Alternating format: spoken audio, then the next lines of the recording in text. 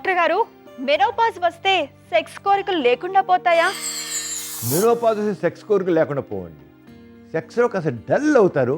ఇంకొకటి ఏంటంటే మెనోపాజ్ వచ్చే స్టేజ్లో ఒక రకమైన డిప్రెషన్ వస్తుందండి.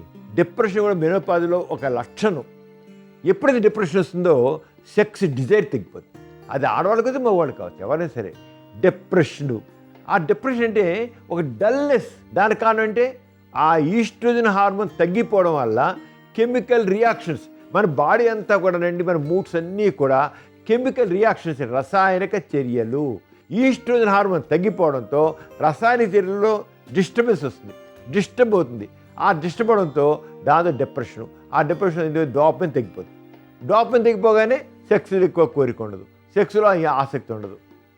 అంటే మెనోపాజ్ వాళ్ళల్లో సెక్స్లో కోరిక తగ్గడానికి కారణం ఏంటంటే ఈస్ట్రోజన్ హార్మోన్ తగ్గిపోవడం వల్ల, డిప్రెషన్ రావడం వల్ల, వాళ్ళలో ఇతర బాధలు ఉండడం, డ్రై చేయడం వల్ల సెక్స్లో పాల్గొంటే నిప్పుడుతుంది. నిప్పుట్టుగానే అబ్బా ఎందుకు బాబు ఇది అనవసరం, చాలా వద్దులే సరిపెట్టు ఆయన ఏదో చేసుకుని ఆ రంగా ఉండేసి అది చేస్తారన్నమాట. కొంతమందిలోనే 5 to 15% లేడీస్లోనే అలా అవ్వడానికి అవకాశం. 5 to 15%. మరి వాట్ అబౌట్ 85% ఏమవుతుంది? అక్కడ స్త్రీలో మామూలుగానే కోరికలు ఉంటాయి. దాన్ని భర్త తన కోఆపరేషన్తో ఆమెను కూడా రంజింపజేసినట్టయితే ఇద్దరు చక్కగా ఎంజాయ్ చేస్తారు. అంటే పూర్తిగా మెనోపాజ్ ప్రతి స్త్రీలో మొత్తం సెక్షువల్గా పోతుంది, ఏం ఉండదు అనేది లేదు. స్త్రీలో కూడా మామూలుగానే కోరికలు ఉంటాయి, మామూలుగానే ఎంజాయ్ చేస్తారు, అన్నీ మామూలుగా ఉంటాయి.